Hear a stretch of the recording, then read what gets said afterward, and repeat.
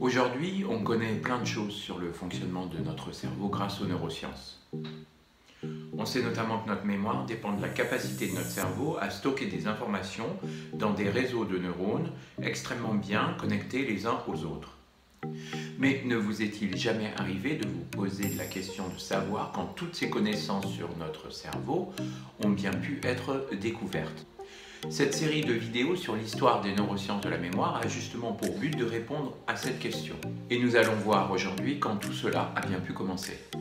Cette première vidéo s'intéresse à comprendre comment les philosophes grecs voyaient le fonctionnement de notre mémoire.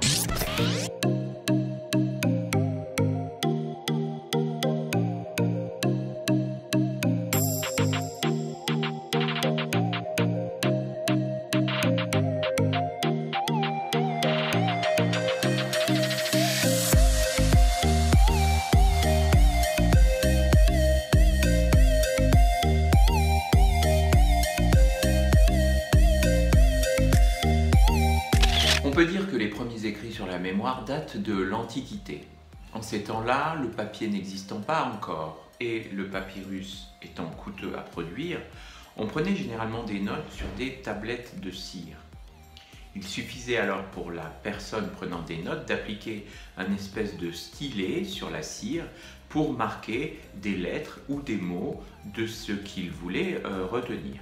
Néanmoins, la cire, ça fond, donc les notes méritant d'être conservées de manière plus durable, plus pérenne, étaient plus tard reproduites sur du papyrus ou des parchemins que les lecteurs les plus fortunés pouvaient conserver dans leur bibliothèque.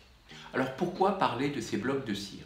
Eh bien c'est parce qu'ils étaient mentionnés dans un des écrits de Platon. Dans son Théétète, Platon relate un dialogue sur la connaissance et la vérité que Socrate aurait eu avec un autre de ses disciples, le jeune Théétète. Pour lui expliquer ce qu'était notre mémoire, Socrate aurait demandé à Théétète d'imaginer qu'il y a dans son âme un bloc de cire pouvant recueillir tous ses souvenirs. C'est de ce genre de métaphore que nous viennent les termes gravé et impression pour parler de notre mémoire. On dit d'ailleurs toujours que nos impressions sont gravées en mémoire. Pour Platon, ce bloc de cire qui ne reste qu'une image était le don des dieux de l'Olympe, et en particulier de Mnémosyne, la muse de la mémoire. Mais pour Aristote, lui-même disciple de Platon, mais qui avait une philosophie un peu plus ancrée dans le monde réel, eh bien les images que contiendrait notre mémoire seraient des copies de ce qui lui est véritablement transmis par les sens, nos 5 sens. Aristote insiste donc davantage que Platon sur l'aspect physiologique de la mémoire. Il est persuadé qu'il y a dans notre chair un organe qui, comme une tablette de cire, grave les informations en mémoire pour en garder la trace. On peut donc dire qu'il donne à la métaphore de la tablette de cire qui chez Platon reste une image plutôt ludique, eh bien une signification beaucoup plus physiologique. Longtemps après que la tablette de cire eut laissé la place au codex, au parchemin puis au papier, l'image de la mémorisation d'informations restait donc invariablement celle de la gravure et de l'empreinte.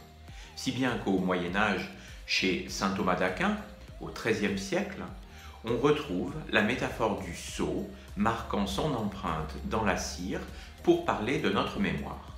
Mais le problème de la cire, c'est qu'elle fond. Donc une information gravée dans la cire peut à terme être oubliée. Donc pour expliquer comment un souvenir peut être stocké toute une vie, Socrate aurait demandé cette fois au jeune Théétète d'imaginer dans son âme une sorte de colombier avec toutes sortes d'oiseaux. Les oiseaux représenteraient ces pensées, parfois fugaces, qui peuvent être sagement rangées dans les petites loges de ce colombier.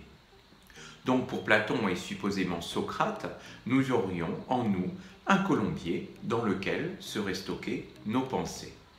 Néanmoins, dans son dialogue avec Théétète, Socrate fait bien la différence entre avoir la science et posséder la science, avoir une connaissance et posséder une connaissance. Il explique que posséder la science, c'est avoir l'oiseau dans son colombier. Avoir la science, avoir une connaissance, c'est véritablement le tenir dans sa main à un moment donné. Donc, dans le Théétète de Platon, et donc dès l'Antiquité, on faisait bien une distinction entre mémoire potentielle et mémoire actuelle, deux termes définis beaucoup plus tard par Bergson à la fin du 19e siècle. Dans notre mémoire potentielle, eh bien, on peut potentiellement retrouver une information préalablement stockée quelque part dans le colombier de notre mémoire, alors que notre mémoire actuelle est celle active qui correspond à nos pensées immédiatement présentes à l'esprit à un moment donné. On parle aujourd'hui de mémoire à court terme ou encore de mémoire à long terme pour décrire ces deux formes de mémoire. Notre mémoire à court terme nous permet de retenir pendant quelques secondes un numéro de téléphone avant qu'on puisse l'enregistrer dans notre répertoire téléphonique.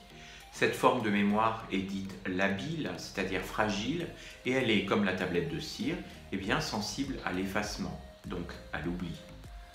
Au contraire, notre mémoire à long terme nous permet de retenir des informations de manière plus durable et stable, et n'est donc que peu sensible à l'effacement, à l'oubli. Alors on va revenir dans les vidéos prochaines à ces notions de mémoire à court terme et de mémoire à long terme, et nous verrons comment les philosophes et scientifiques ont appréhendé ces formes de mémoire au cours des siècles qui ont suivi. À bientôt pour la prochaine vidéo.